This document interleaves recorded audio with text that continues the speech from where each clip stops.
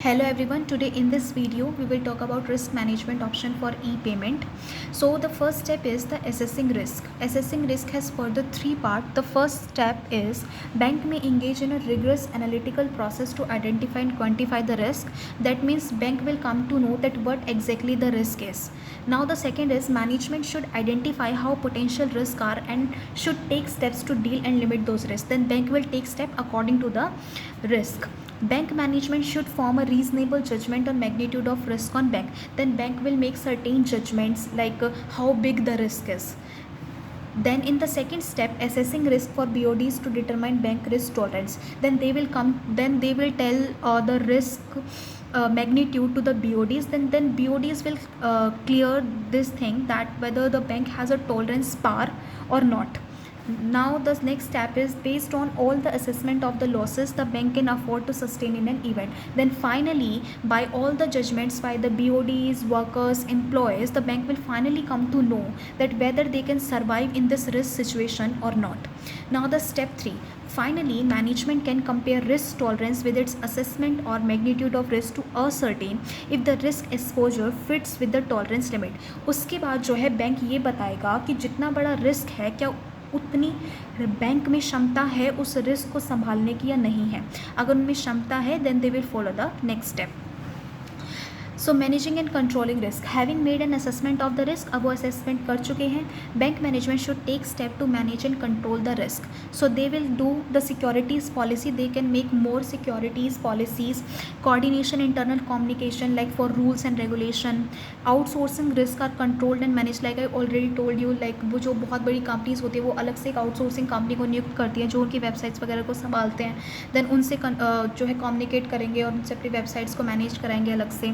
Customer education, customer जो education जिसके साथ अगर कोई भी फ्रॉड हुआ है तो जो कहीं ना कहीं वो कस्टमर के एजुकेशन की वजह से भी है कि उनको नहीं पता होता कई चीज़ों के बारे में, तो इस वजह से उनको एजुकेट किया जाएगा. Develop contingency plan. Contingency plan होता है कि आगे अगर कोई लॉस हो गया तो उसके लिए पहले से ही रिजर्व बना के रखे जाएंगे, right.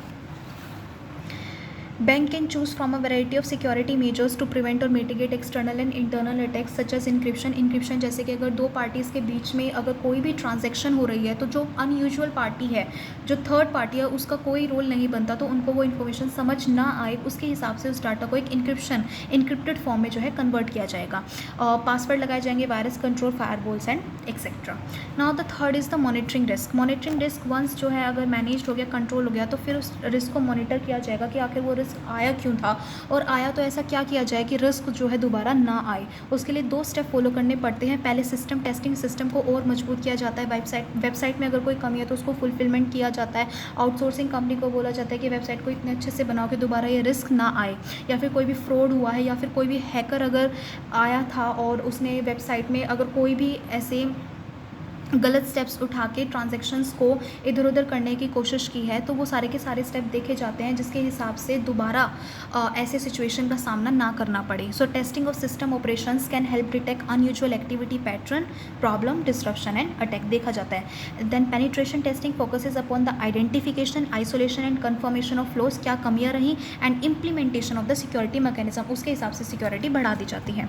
Auditing provide an important independent control mechanism for detecting deficiency को जो भी कमी थी उस सबको हटा दिया जाता है कोई एंड मिनिमाइज द रिस्क को कम करने की कोशिश की जाती है in electronic banking and money service.